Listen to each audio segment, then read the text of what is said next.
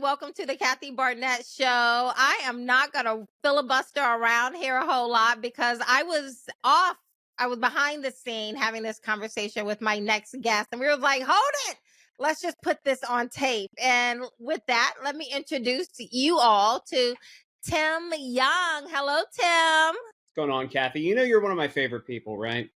Oh, I like that. Like really, honestly, like I endorsed you obviously over Oz in Pennsylvania. Are we still talking about that? I hate the GOP. I hate them for not putting you up in Pennsylvania.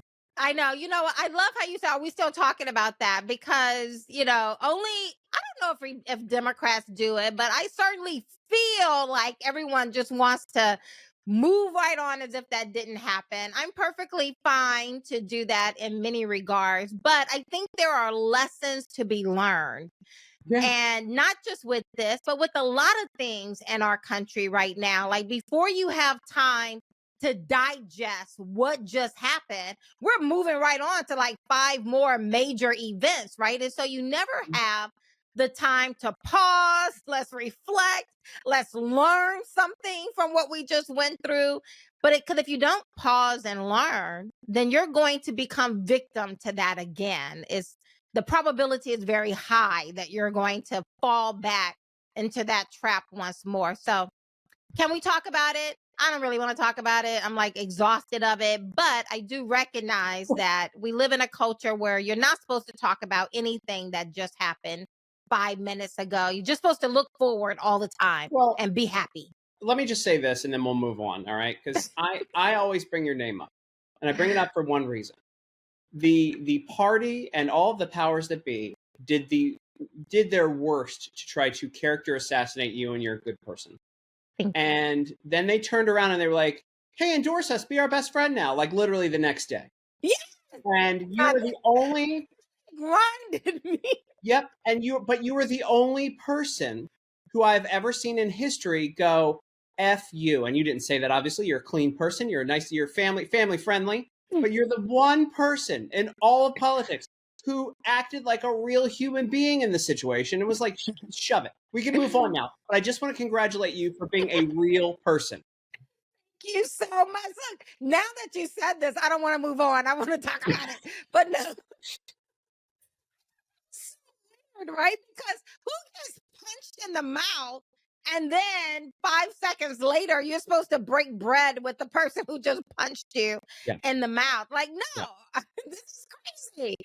But nonetheless, the thing that has helped me move forward, and I offer this because, we're going to talk about what just happened this past Saturday with the attempted assassination of Donald Trump. But I think, and there's so many other things I think that will happen between now and November. We're going to have, I think the thing that allowed me to move on after being dragged across the country and lied on was that I remained focused on why I got in politics in the first place. And it was because we need better leadership. I mean, I have never seen such a collective group of truly mediocre people as I did when I got into the world of politics. These are from the consultants that pushed them to the politicians that are supposed to be leading us. I have never seen such truly mediocre people who keep failing up.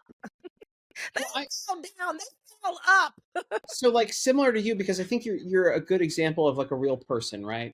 And one of the reasons I'm finally getting a show with something coming up. We talked about that. That's what we'll probably get into whatever at some point here. But like one of my things that I openly say is I think most members of Congress are stupid.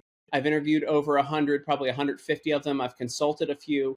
And they are some of the dumbest human beings on the face of the planet. They really are. Just they because really you're are. elected to office doesn't mean you're better than anybody else. And I think that like it's so weird that everybody else in the media who is at our level understands this, knows this, and doesn't say it.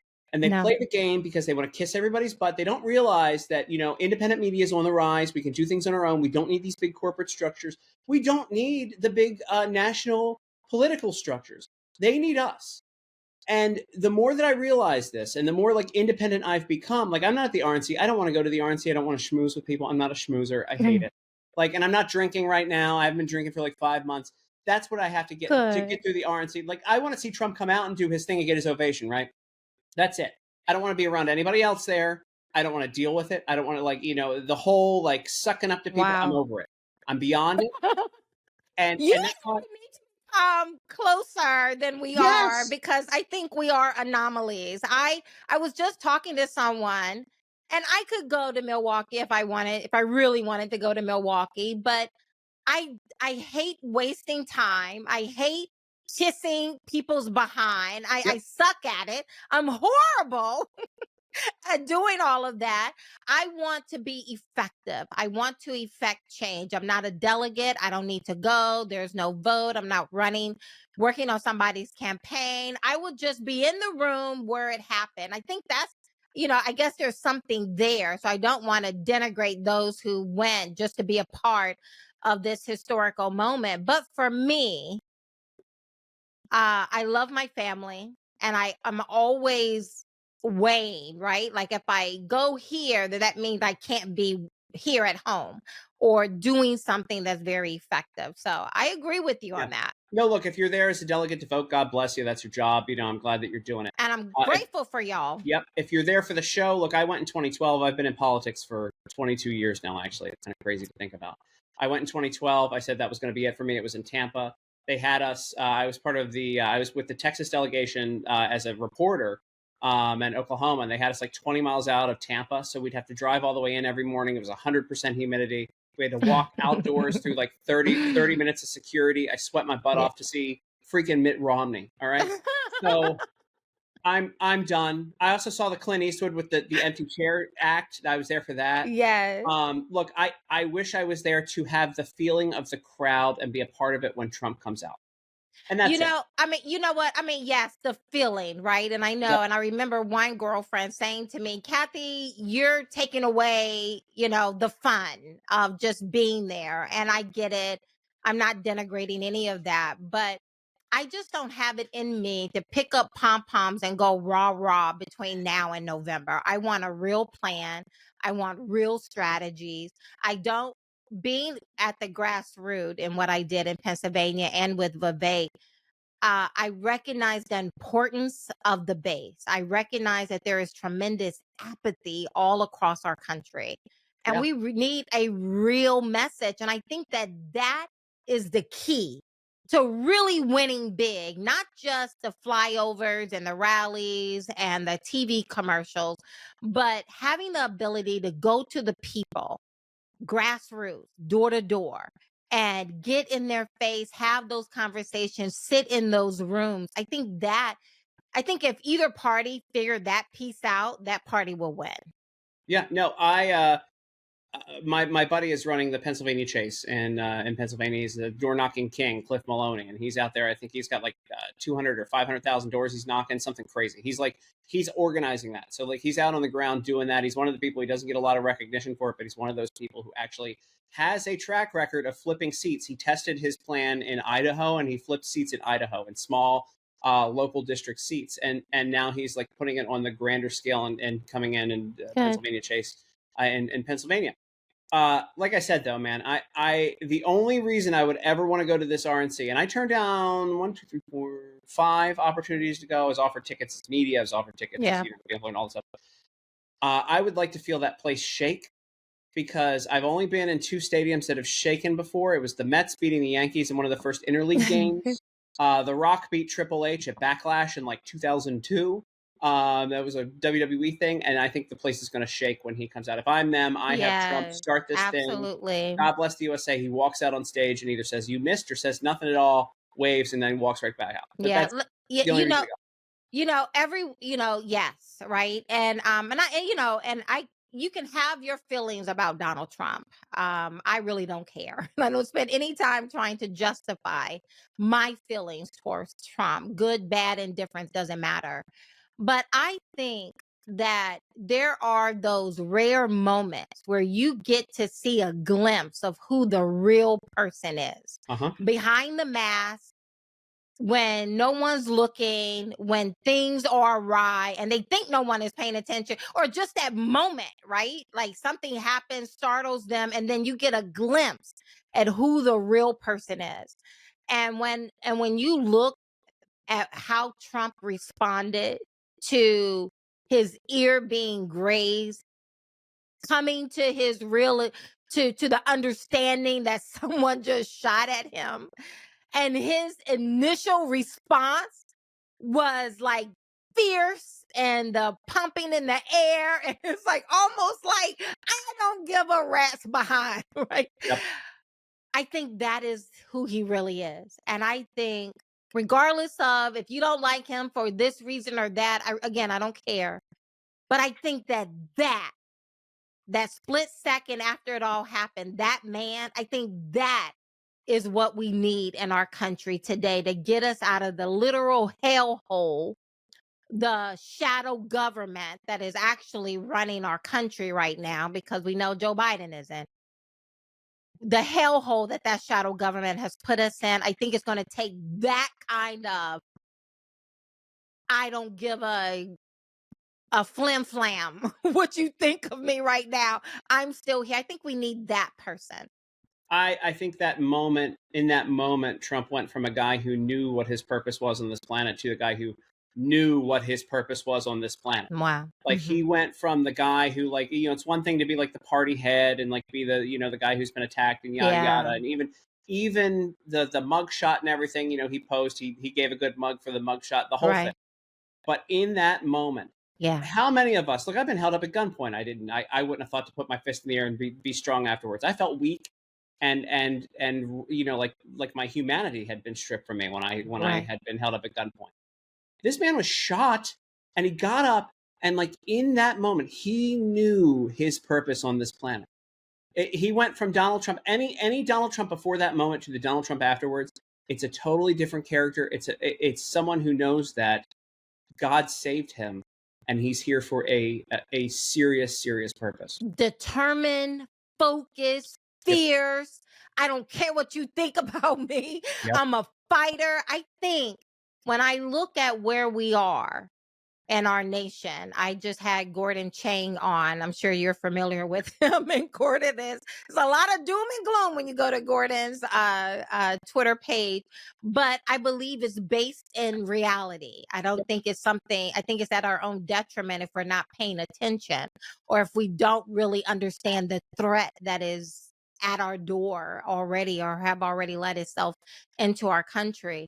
And I think in order to get us out of this muck and mire we find ourselves in, it's going to take someone like that Donald Trump seconds after being shot.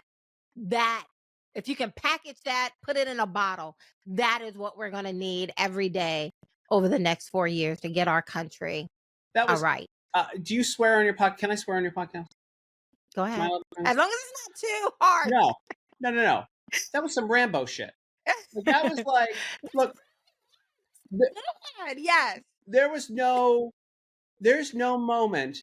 Again, there's nobody who gets shot and gets up that is sober. All right, maybe if you're drunk, you get up, you flail around. Yes. There is nobody sober who gets shot, realizes they've been shot, realizes somebody just tried to kill them, shoot him in the head, and gets up and does that. That is that's the 50,000 foot that everyone is overlooking. Look, it is iconic photos afterwards, iconic photo before. That's it.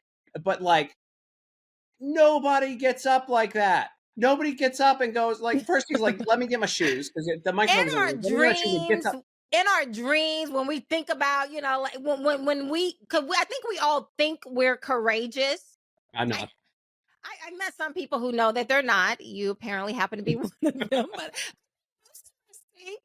on our best day, this is how I will behave. But to act seconds after something like that, that's the real person. I mean, it's like a balance sheet. It's a snapshot in time. That is who he really is. And I think we've seen that since 2016, but to using your way of speaking, now we've really seen it. Yeah. That this is who he is. And bad, good, indifferent, whatever your thoughts may be, if you're looking at this country, you love this country, I think that's the kind of person we need to get us into the right position again. This is like the Mel Gibson character in every Mel Gibson, like when he leads the army. Yes. Every time he leads an army, like, they'll never take our freedom. Like, that's like, I'm telling you, man, like, it is so, again, it's so remarkable. If I'm shot, right, if I realize I got shot, I'm staying down and I'm letting those Secret Service people just carry me out. Y'all figure this out. Find out where that threat is. You're right. You're right. He's like, get out of the way. I got to throw my fist in the air and yell, fight. And like, there was something to, and like, I know we focus on him there, but there's something to when he did that. If you watch the crowd, like, see, I'm going now. I'm getting a little, because it got me, and it's such a powerful moment. Yeah. When you watch the crowd erupt, and they're like, they knew what happened. You know, apparently CNN didn't for like 2 hours. He just fell, apparently, according to CNN. But the crowd knew exactly what happened, and they erupted. And there was it's just another level. It's like final boss, like third act, like this is the bringing it home, and like wherever this goes, man. We're there with you. You know, I mean, honestly, I mean, I was just saying to someone a few moments ago, I am so impressed with how our side of the political aisle is behaving right now in this moment. Because I often feel like I'm being set up by the left. Like they're setting me up. They're putting me in a position so that I can respond so that they can come January 6th in us all over the place, right? Chasing us down. You know, you put something out on Twitter or Facebook, the FBI showing up at your front door. I feel like these people are doing things to set us up, whether it's the 20 million that is now coming to our country. I know they say 10 million. Newsflash, they don't know. They're just guessing. These are just guessing games at this point. I believe it's more like 20 million, right? And my number is just as accurate as their number at this point. You know, with the whole transgenderism, grown men gyrating in front of little children. I feel often that they're trying to set us up and that I have to exact extreme control over my emotions and my thoughts. And so this moment, that assassination attempt, it was one of those triggers that could have gone so wrong. I believe on one hand, it was just the providence of God that Donald Trump is not dead, because I think that I can't see how we survive as a nation if that had happened, when you have half the nation, right, being so divided. But on the other hand, we saw what happened. And our people, if anything, I see focus like I've never seen before. Yeah, no, look, I have not been one of the people who has been like, you know, God chose Trump. I like him. I just liked him. Thought he was funny. Thought he was great. Loved that he was beating all the consultants. All the consultants I knew, the $1 million consultants. I remember sitting with a lot of their staff at a bar during the first debate for 2016 and watching them lose their minds as Trump behaved the way that I would have on that stage, right? And I look at that and I'm like, because that's why I never criticize, and I never would, his mouthiness and what he says, like from day one. And I'm like old school DC. Like I look at him like, man, that's what they would call me an idiot. They would say like, you know, I'm too mouthy. They would be like, that's the guy. He's saying what people at home say watching the stuff. He's, but, and I say all that to say, like, I've never said like, you know, God chose him, because I never think like, you know, God chose me to be where I am or anything like that. God saved him on Saturday. It really was. No explanation. It was just the grace of God. I you know, go ahead. No, I've never, like, you took me as a pro MAGA Trump supporter who, like, look, I'm one of those guys. I don't worship political people. I'll tell you when you're wrong. I think he's made a few mistakes over the years. I think he's hired some real dumb people around him. But now I'm like, this guy, God saved his life the other day. There's a reason he's here. There's a reason that he is the voice. I've always thought that he says what I would say in these positions. Yeah.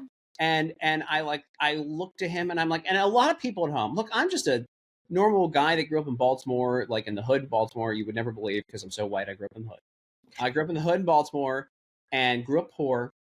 And I have never changed. My mentality has never changed from that. I've had a lot of opportunities. I've been involved in a lot of stuff, been in a lot of interesting rooms. I'm not a name dropper like a lot of these. By the way, I hate that when pundits are like name droppers. The other day I was on one of these X Spaces and somebody was like, I talked to Sebastian Gorka the other day. And I'm like, I don't give a F. I don't care what the guy, he's still selling Ukraine. He's selling Zelensky shirts on his website still. So like, look, I'm not one of those guys. But in all of my experience, I've never forgot where I come from. And Trump speaks to the kid who grew up poor in Baltimore. He doesn't speak to that political class. He brought out a side in me through all of his politics that I'm like, I just want to cheer for this guy and I want him to win and I want him to be the mouth. I want him to be mouthier. But now you add in that aspect that I fully believe that he was saved by God the other day.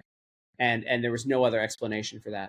And now, like, I'm all like I wasn't all in again. Like, it's like sort of like earlier when I said, he knew who he was before. Now he knows who he was. Like, I was all in before. Now I'm all in. Like, I got look, I was ready to go. I got my Save America hat. I'm a red hat wearer now. Like, that's a new. Now I'm not wearing it for this, obviously, but like, I'm a red hat wearer now. Like, I was not before. Like, I was pro Trump, but you never, it's not. It's an old timey hat. Like, these are kind of like boomerish hats. But I am now. Look, I'll do it now. Here we go. Look, I do have hair. A lot of people don't think that because I wear hats all the time. But I am now a red hat wearer. And I'm proud to be. Because that's where we are. Because America is on the line. I think it's going to take that. I was driving around my neighborhood a couple of weeks ago, and I don't see signs anywhere. Like, I wouldn't even know there is an election if I wasn't, vehemently following all of this activity. I am hopeful that people will no longer be silent, because I think it's going to take us having courage. I think we're going to have to. I think courage is going to be very important between now and then taking our nation forward to where we need to be. And so I am hopeful that people start wearing the hats, start putting the signs out there, because like you, I was going to vote for Trump. But, I'm just like, I'm going to vote for Trump. We need to get Trump in. But now I'm like, listen, that is what I saw seconds after. That is what I want. And like you also, you and I are like twinsies here, is that in 2015, 2016, I mean, we had 16 people on that stage. I think initially it was like some, crazy number of Republican candidates running for office at that time. And Donald Trump was 16 out of 16 for me. There was a lot of other good people, and I was a cruiser all the way through Pennsylvania. You didn't have him above Carly Fiorina, at least? Oh, yes. Well, yeah, I wasn't for her. I'm just saying, he was 16 out of, it definitely wasn't going to be Donald Trump for me, right? He wasn't in the top 5 for sure. But to your point, I could never criticize him, because every time I heard him speak, he was saying what I was thinking. Even though I wasn't going to vote for him, I never could say anything derogatory about what he was saying back in 2015 and 2016, although I wasn't going to vote for him. But every time he opened his mouth at that time, again, we don't take time to pause and think and reflect. So most people have forgotten what the issues were back in 2015 and 2016, but I have not, mainly because they pulled up my tweets from 10 years ago. So I saw a lot of it. But back in 2015, 2016, Obama wanted to bring in unvetted Syrian refugees. We didn't know who these people were. We knew we were in war in this area, in that region. People kind of had some idea of that, but we didn't know. And at that time, Obama was vehement about bringing in an ungodly number of Syrian refugees. And we didn't know in fact, FBI Director James Comey at the time testified before Congress saying, we don't know who these people are. There's no way for us to vet them. And Donald Trump, time and time again, because the media put a spotlight on him because they thought he was ridiculous, but they only elevated him because he was saying out loud in 2015 what the rest of us were thinking. We don't want unvetted Syrian refugees coming into our country. And although I wasn't going to vote for him, I could never say anything bad about him because he was speaking what we were thinking. And now today, again, outside of Vivek, I think Vivek Ramaswamy has done an amazing job of speaking our values better than most Republicans I have ever seen in my life. But just focusing on Donald Trump, again, what I saw seconds after that bullet grazing his head, that fight, that focus, that determination, that is what we need. When Vivek is Secretary of the Department of Labor, I hope they give you their comms or something good. At least put you in charge of a good chunk of the country. Listen, I'm gonna go out on a limb here. I'm gonna be a little bit different than you on this one. I wanted to vote for Trump in 2015 from the get-go because of personal reasons. I've been in politics for a very long time. In 2015, I was the director of creative and digital for CPAC. I got to meet all these people. I got to meet all their consultants, which is the more important thing. I had to meet all the consultants. And Trump started his campaign with like 3 people. And when he didn't beat him, he came in second to Ted Cruz in Iowa. He had like 1/100th of the people on the ground that Ted Cruz had. Right. And it was fun to watch these classic worthless millionaire consultants lose their minds and not know how to communicate properly to combat Trump speaking like a normal human being. Right. And I'm glad that he was as good of a president as he was, because I would go and vote for him anyway. I literally just wanted to watch these people that I had grown to hate in DC, these traditional consultants who are still around losing elections, by the way. I mean, they are. I mean, these are the only people, the only group of people who fail up. Yep. And I'm not talking about Democrats, right? Democrats suck. The stuff they're doing over there is crazy, makes absolutely no sense, but they win. Yep. Democrats win. And since 2017, we have lost every single election that we should have won. Even last year, 2023 school board races, we lost these races all across the nation. And here we have school board telling parents that they don't actually own their own kids. It was leaked that school boards were hiding information from parents. Children's bodies are being mutilated. You have grown men gyrating. How in the world could we lose? And yet we do. And one of the things in my own race, going back to 2022, I had the good sense to fire my Republican consultants within 4 months. After 4 months, I realized paying these people upwards of $10,000 a month. Like, what am I paying for?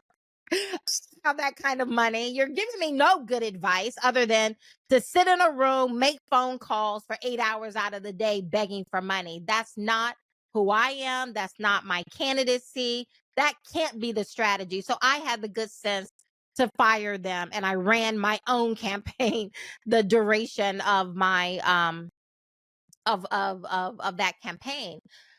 But again, these people, they don't go away. Yep. They lose an election and then they go and get on other people's campaigns, charge double, and they just keep failing up. They have a tremendous amount of power. And I'm gonna just say this and I'm gonna pause because I could just talk about this all day. I've lived it. I used to think we lose in the Republican Party because we keep picking people who suck at telling our story. That's the candidates. What I learned is running my own campaign, walking alongside Vivek as a political consultant. So now I'm in the room with these people on a daily basis. And I recognize that no, see, the political consultants are the ones who pick our political candidates in the Republican Party. And they pick these people based on 2 criteria. How much money do they have? Because if you have a lot of personal money, you can finance your own campaign. Mm-hmm. Or 2, do you have a high name ID? Because if you have a high name ID, like, I don't know, Dr. Oz, I can fundraise off that high name ID, right? Oh, Kathy, so, I've turned down running for Congress now twice because these groups come to me. And I don't have a lot of money. I mean, I got, I'm not bad, but like, they come to me and they're like, we can find you money real quick. You get out there, you start telling a couple of jokes on stage, we'll have you all over the place making money. And they know I know people. So keep going. That's Yeah, what no, happened. I mean, but you're right. Not once, because I had to go to DC and do the whole dog and pony show. And if I said the names, I would be accused of name dropping, but you will also know them. And not once did anyone ask me, why are you running? What are your values? How long have you been a Republican? What does it mean to be a conservative? What are your values? Now, they started asking those questions 5 days before the end of my race, not because they cared about the answers, but because they wanted to try to malign me. But I thought that was insightful. Yep. No one ever asked me when I started running, and I'm in DC, I'm doing the dog and pony show. Now is the time for them to vet and to question. Not one person ever asked me my values or how long have I been a Republican? Why did I become a Republican? It was the first 2 questions I was asked. No lie. Before his bottom could touch the seat, he said, how much money are you raising? How much money have you raised? That was the very first question. The second question was akin to that. When is your next fundraiser? Those were the first 2 questions out of their mouth to me, right? And so the Republican consultants, I believe, is the Achilles heel to our party being able to win. Yeah. So I have a podcast I started, and when we finally sit down, because he's difficult to get. Both of us, our schedules suck. Like, we're going to do a podcast, but it's called "This Is Why We Lose" with Cliff Maloney, and this is a perfect conversation for that. I mean, like, look, you were talking about, like, we don't talk about the grift, and then they get away with it. The people are still operating in politics who everyone knows that Kim Klacik congressional commercial that she had, that hit commercial that was like ultra viral, and she raised God knows how many hundreds of thousands of dollars off of it. And I don't believe she saw a dime of that money. Yeah, it was a very small amount that she saw, from what I heard, rumors, right? Oh, no. But you're right. It's not rumors. I don't know if that turned into lawsuits or wherever that all went. That is confirmed. Overwhelming majority of that money, like all money. I mean, they charge you for every stapler. If they got to take a stapler and staple a piece of paper, that's $1,000. I mean, they have found a way to monetize every single activity, and they actually lose our races. And I used to say, prior to actually becoming a consultant myself, but just what I could observe is that in the Republican Party, all of our goals are not the same. My goal, your goal is to win. But what I learned is that winning is not everyone's number one priority. Control is, power is, and that all comes through the dollars and being able to be on these campaigns. There's a lot of people who just like being famous in ugly Hollywood. There are a lot of folks who are just out there taking credit for stuff they don't do. Boy, it's hard not to swear when I talk about this, Kathy. I pause. Like, if I talk slow, it's because, like, it's not because I have the Biden problem. It's because I'm like replacing the F and S word with other words. Oh, it's horrible. It's horrible. Like, look, I'm going to say this, and like, I haven't said it anywhere else. I'm going to play real nice because there's some real crazy people that make lots of noise. But my buddy in Pennsylvania, Cliff Maloney, is doing this door knocking thing and organizing this stuff, and literally takes every dime that he's given and it goes towards people actually knocking doors. He's not making a profit off of it. Wow. And there's somebody else who's around that takes a lot of credit for doing nothing but showing up and waiting. And I just, talking about? he's not brushing his long, beautiful hair. He shows up and takes credit for everybody else's hard work. But look, I'm telling you, Vivek Ramaswamy is one of the smartest guys in the business for hiring you as a consultant, because in your race, not to bring it all the way back, I'm sorry, Kathy, I can't not talk about it because you're the example. You're the example, okay? Oh my God. They had to call in the big guns. They had to drop nuclear bombs on you to It was stop crazy you, because you, with no money and no huge consultants, went out and knocked doors and did the old school way of getting elected. I didn't have any consultants. I led with an amazing team of people. And I always say, I mean, I only had $1.6 million the entire race. And the other 2 gentlemen that I was in a statistical tie for first place with, spent $60 million combined. They each spent $30 million. 15 million out of their own private bank account, and then another 15 million with PAC. But combined, they spent 60 million. I spent 1.6 million. I had 3 full-time people. I had a driver, a scheduler, and 1 field director. But I had what seemed like thousands of volunteers on the ground. And they knocked on doors and they made me relevant. I could not have done what I did without the people. And that's what I say, that I believe whoever figures this out first is going to win. Yeah. Is that with only had $1.6 million, so I didn't have a lot of money in the world of politics. I didn't have any big commercials, didn't have any big names endorsing me. They had everything. They pounced, the whole world, it seemed like, pounced on me. And I still got almost 1/3 of the vote. That's the power of the people. And if we could figure that out, and this wasn't just a game about how much money can I charge the candidate and how many ads can I push out there, but actually go and talk to the people. Yeah. That person will have, I mean, no matter what the other side do, they would not be able to overcome that kind of groundswell. And what I think our leaders are missing, I use that word lightly, leaders, is that the apathy among our people is real. Now, after Saturday, I don't know, maybe that's the gumption we all need.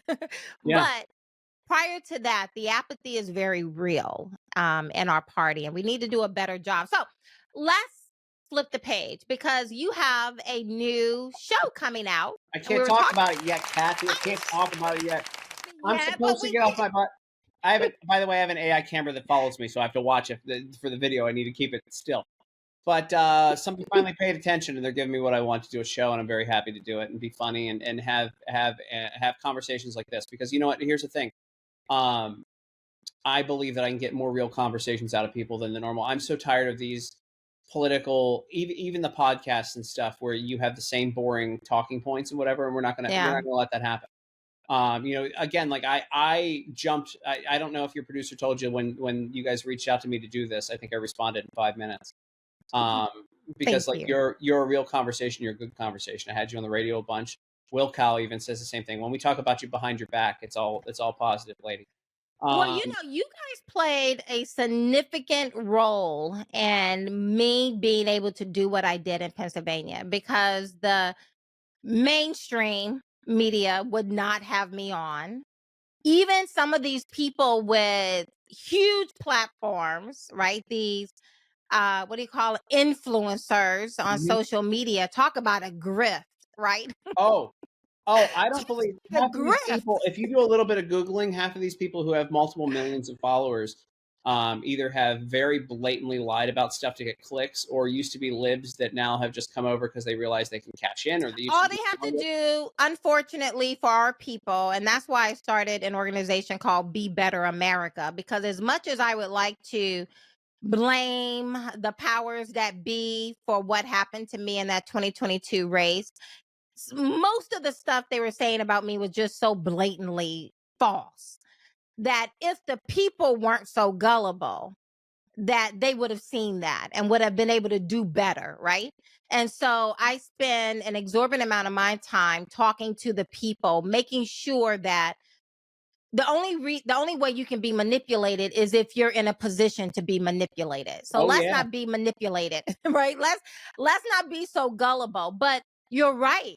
A lot of these people know that in the world of MAGA, conservative movement, you know, there's some red meat. And if you say those red meat terms, then MAGA's like, oh, they must be one of us, but not really, right? Yep. And the grift is hard. And it was truly people like you and Will Cow that opened up a door of opportunity for me to be able to get my message out. And when I went to some of these influencers, especially, you know, some who say they love Black people, and they're always talking about the statistics that are bad about Black people. because they love Black people and they want to see Black people do well. And then when I go to them and say, well, can you use your platform to vet me? I'm not going to give you any questions. Ask me what you want, but use your platform since you love Black people and you want to help Black people do better. I'm Black. Everybody get the, I have not been able to use the color of my skin to get any of these benefits, right? Conservative, and there's no room for me. But this particular person I'm thinking of right now, they would not use their platform. Now they're conservative, super mega, always talking about Black people, wanting to help Black people, but not willing to use their platform to vet me, right? Well, they got to make money, The grift is real. The Oh, grift is real. Oh, it is. Look, I mean, and I know all these characters, and I know I've known them. Again, I'm like old school conservative. I've been around in politics literally. My first internship when I was 21, I'm about to be 40.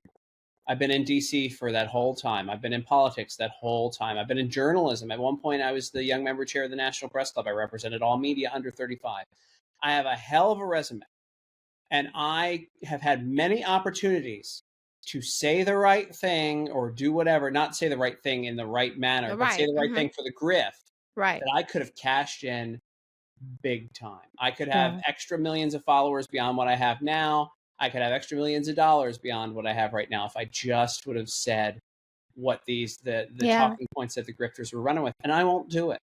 And I think that's also why everyone else morals is cashing and values. in. Why not? It's this crazy concept that ultimately, for me being a mouthy comedian who has worked blue in the past and says awful things and swears a lot, I have morals and values, and I realize what my position gives me with my followers and where I am, and I want people to be as smart as me.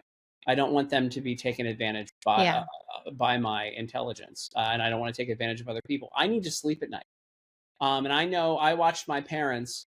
I'll go here. They're never going to hire me. I watched my parents watch Glenn Beck when he was pulling conspiracy theories on Fox News. That's why they didn't re-sign his contract back in the day. Stock up on like ketchup and mustard one day. Like they ran to the store and stocked up on ketchup and mustard like crazy people because Glenn Beck said something on his show.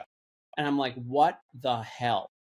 And I'm watching it and I'm like, how are you saying this stuff? Like I knew because of my experience. Look, I know most of these characters. I'm like the extremes, the black and white extremes, not race, but like being black and white, no gray area. Like they jump to these conclusions. It's why we're having these shooters. It's why we're having all this awful stuff is because everything is clickbait and everything is like, where can I get the next money? And I watch these people talk about like, I'll see segments on the Glenn Beck show. Again, I'd call him out on this if I ever get invited to the show.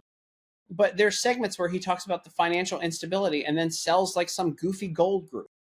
Right. And I'm like, come on, you just did a 20-minute segment. Literally, it was a commercial.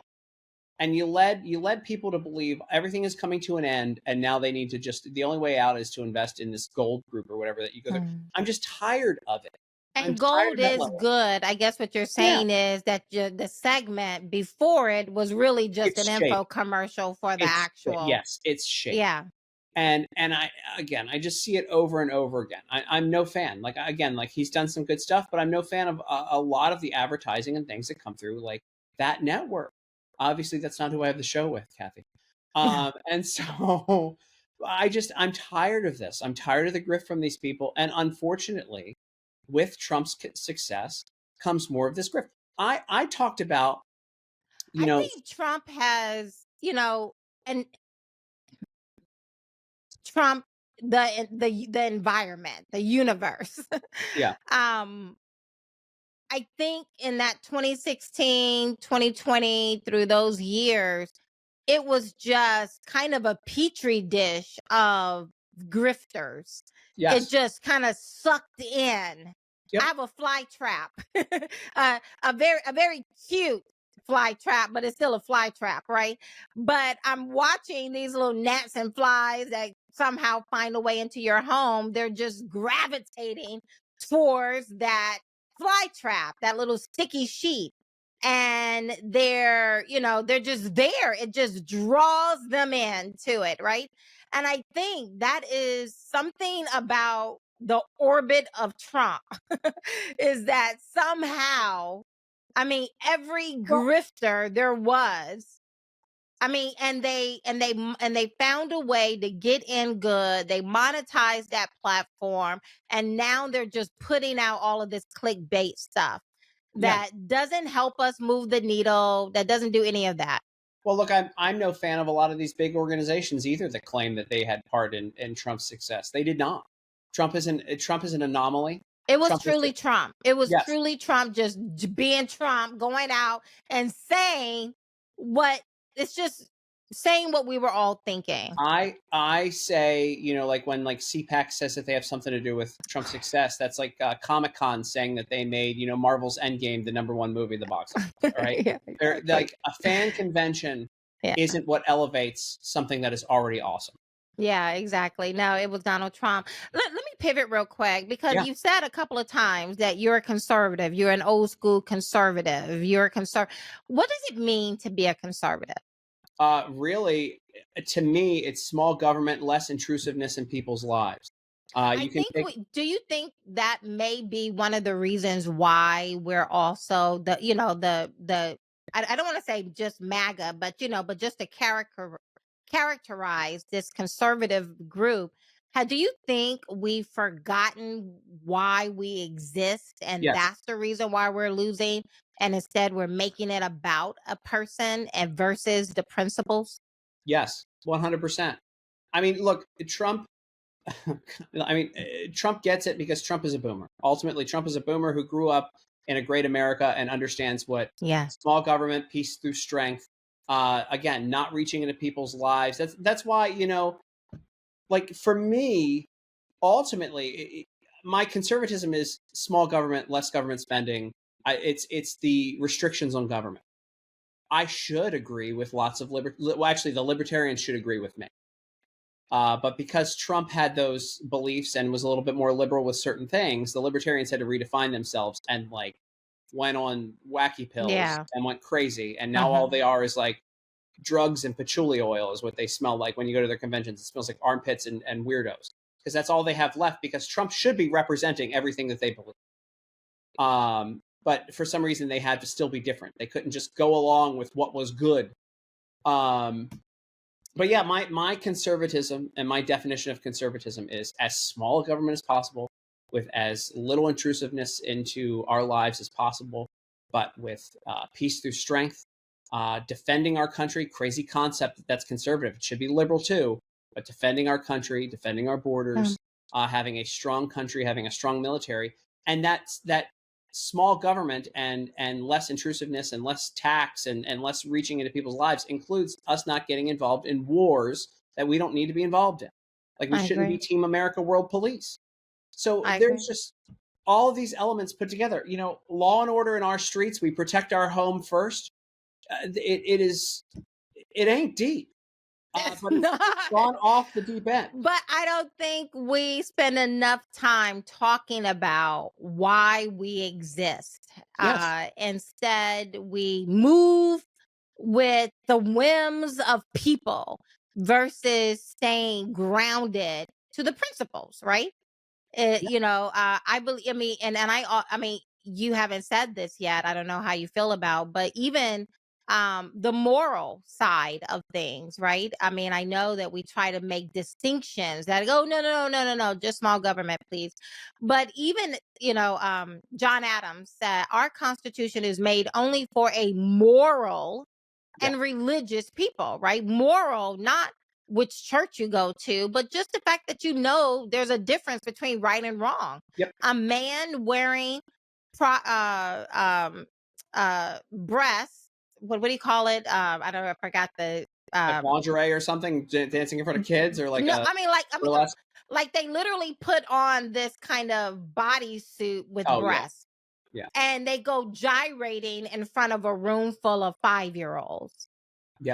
That's wrong. That's unacceptable. That's unacceptable in any society other than ours up until like what, 5 years ago?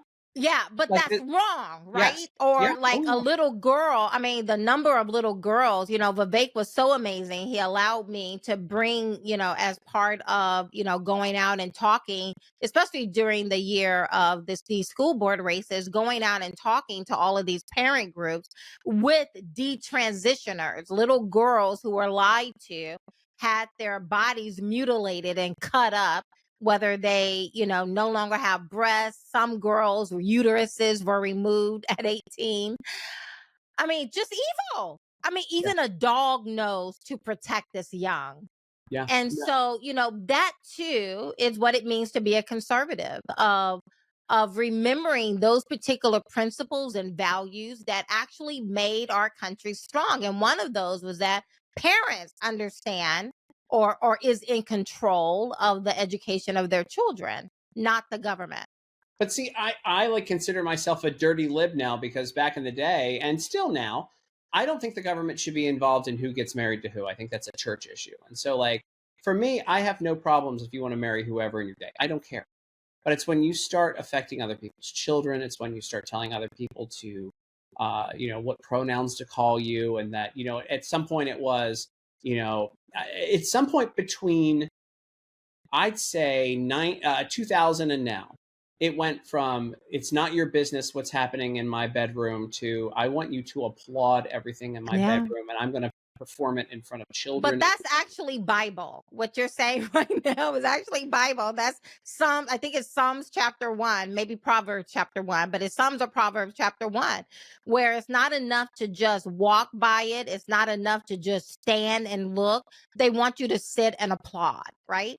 And I do believe the government has a role to play and what types of families we want to push, because the family is the bedrock of every community, of every town, of every government. And I believe that history shows certain family configurations is better in nurturing that next generation of taxpayers and doctors and lawyers, right? Just And leave the so, taxpayers and the government's in on it. But no, I'm right with you. I'm going to cut you off there because I'm right with you here. I don't care what two adults do, but I do yes, care about protecting children. yes, And so up until you're 18, I believe that the government does have a role in protecting children. yes. And that includes adoptions, that includes lots and lots of things, abortion also, because there's a child there too, So the government should be involved in that and protecting children. Yes. But once you're an adult, you can make whatever mistake you want to make. As long as it's not criminal. Once you're an adult and my tax dollars aren't paying for it. Correct. Because if you are an adult and you want to remove your breast or penis or whatever because you believe you're something else, and then you become a forever patient and now I have to pay for that. No, I don't want that, right? Yep. So yes, children are not adults. Children should not be mutilated. I mean, they say the brain isn't fully functioning until it's 21. So maybe we bump it up from 18 to 21, right? Whenever you can enter into a legal contract, maybe that's 18, maybe that's 21. I don't know. But also, I don't want to pay for it. Okay, let's pivot. One last question. By the way, I could talk to you for like 24 hours. You can just go. Have these conversations. Everyone wants to be PC about things. And then they look at someone like me. I went to California. Really big deal. I'm very excited about it. Excited to see how it turns out. But one of the producers said, I was scared of you. And I was like, why are you scared of me? Of all people, I love everybody. I don't care. I mean, again, I don't care what your sexual orientation is. I don't care what you want to do in the privacy of your own space. You like it. I love it. That's my general umbrella that I walk under. You like it. I love it. I don't care. But to your point, when your way of wanting to live your life begins to infringe on my way of wanting to live my life, I think this is where we're supposed to be able to sit down and have a conversation. Unfortunately, we live in a country where I'm just supposed to sit down, shut up, and keep my mouth quiet. And the moment you express an opinion, now all of a sudden, you are opinionated. And God forbid you're Black. Now you're angry Black woman, right? And now everyone is afraid of you. But it's like, no, I earnestly want dialogue. And I will talk. I mean, as long as the person who is transgender has the ability to have a meaningful conversation, I want to have that conversation. If you're gay, I don't care. I've known trans people. Look, you've been to LA. I've done New York, LA. I lived in Austin. Like, I've known trans people that are just, I don't want to say normal, but like, they don't care. They're just living their lives, and they didn't push anything on anything, and we just got along. You know, Yeah. like I said earlier, it ain't I'm with that. If anything, because I know I'm talking about color, and I know in the Republican Party we get really squeamish when we start talking about color or complexion, but it matters. And I grew up in the deep South. I know what racism feels like. I know what it feels like when someone doesn't want you because of the color of your skin. And racism in the deep South is very different from what may be considered racism up here in the North, right? Up here in the North, it feels more like classism, right? Yep, that's what it is. But in the deep South, I mean, you know when somebody don't like you, and it's very uncomfortable.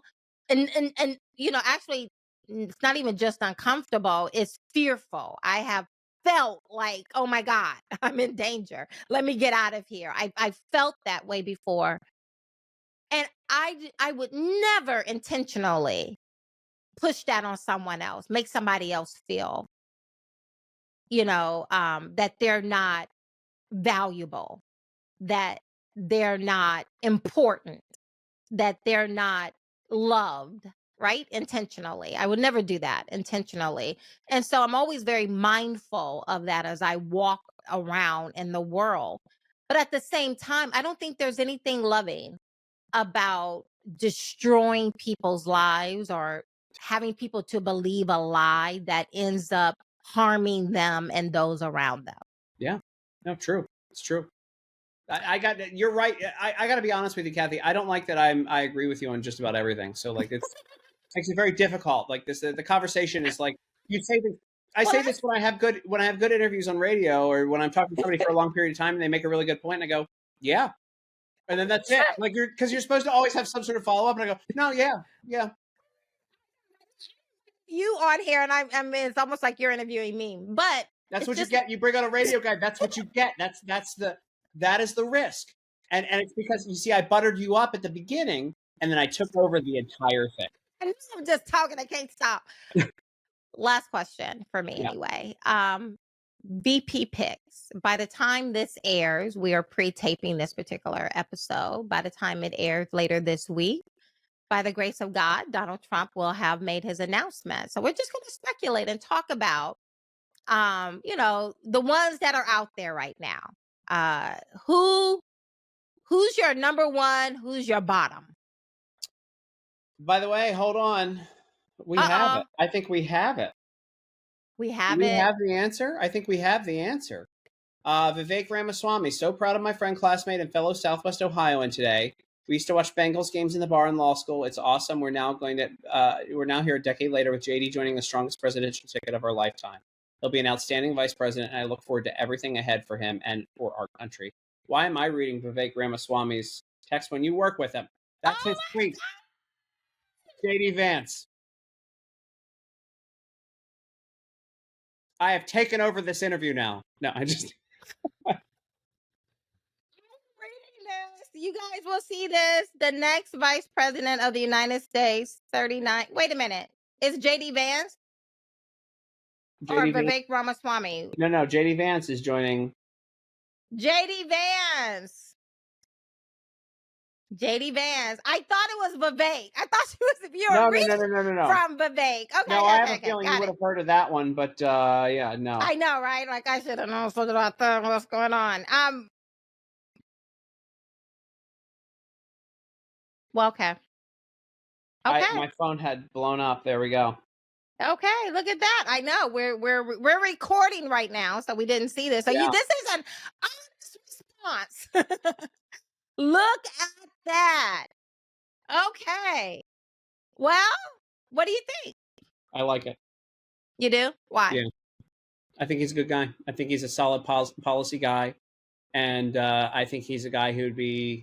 I mean, this is the thing with Trump on Saturday is you had to have a guy who could step in immediately and be the face of the future of America. And I think he's the right choice for that. You know, for me, the thought has always been less about these next 4 years and really about the next 8 years, right? After 2028, then what? And do you feel confident that JD Vance would be able to carry the conservative movement forward? Yeah. No, look, I will say this about the GOP. We have a hell of a farm team, right? And by farm team, I mean we have a hell of a group of people who don't vote to give more money to Ukraine. You got you got Byron Donalds, you got Tim Scott, you've got JD Vance, you've got let me think, who else do we have here? My brain's fried here. So JD Vance voted against sending more money to Ukraine. I believe Like so. him. Like him already. So like these are guys who would be perfect for this. Very principled. And if I'm wrong, people can fact check me, but I'm pretty sure he did. Okay, you know what? There will be a lot of people who will be fact checking. You know, people love to fact check, but nonetheless, thank you so much for coming on. Thanks for having me. Look, I thought this was going to be 20 minutes. I'm happy to spend an hour here with you. I like you, man. Like I said, your producer reached out. It was like 2 minutes in. It was supposed to be 20 minutes, but it's you. And how often do you get to have just real dialogue, like people just having a conversation? But I used to say to people when I was running for office, the best thing you can do for me is, yes, donate, but even better than donating towards the end of my campaign in 2022, make a brew of coffee and go talk to your neighbor. Make sure just have a dialogue. Yeah. If you see someone in the grocery store, just strike up a conversation about Kathy Barnette or about our values and our principles or how people should be voting or not, whatever the case may be. I think dialogue is so important, and having courage to wear that red hat, put your yard sign in your front yard. You know, they used to say in the day, let your freak flag fly. Let your Trump flag fly. Well, I'll tell you this, to add to that, the guy who makes these hats is Andy Frisella. And Andy's whole thing is the same thing that both of us say, which is, you know, be friendly with your neighbors, be your best self. Like, that's how you beat them. They want you to be fat and lazy. They want you to hate your neighbor. They want you to, you know, see people as others and be angry at other people who you shouldn't be angry at. Yeah. Like, the best way to defeat that is literally to improve yourself and just to be kind to others. It's not hard. Look at that. I was trying to get off, but I got one more question for you now. Is that the reason why you are 5 months sober? No, I love drinking. I'm fine. Well, I mean, to lose weight. Yeah, no, I've lost 35. So I've lost about 35 pounds of fat, and I've gained about 15 pounds of muscle. And is that the mantra that you've been working under, is to just be my best self? No, I just don't want to be fat. That is, I know, right? Being fat it's like my face has like gone like down so much, and like it's hard to see, like but no, I was at a dinner in like February, and I had to go get a jacket to go to this nice dinner that I wasn't paying for because I don't pay for dinner, and it, like, I won't say what size it was, but it was like, and I was like, it's just enough. And I've lost 6 inches from my torso. Look at that. And how do you feel? I wish I could drink.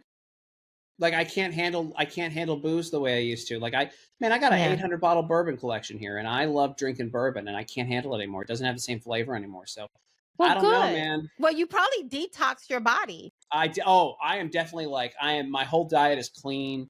Like, it's crazy. Look at you. I'm telling you, I think that those are, I'm on that same path, right? Remember back in when Black Lives Matter and Antifa were burning up the whole nation, but mostly peaceful. And what's the really large set singer that they were trying to say fat is beautiful? Lizzo. Yeah, no, that's not beautiful, and that is not to fat shame anybody. Fat leads to diabetes. Now, listen. I was 320 pounds at one point in my life, and I lost 130 pounds. I went on a crazy diet, and listen.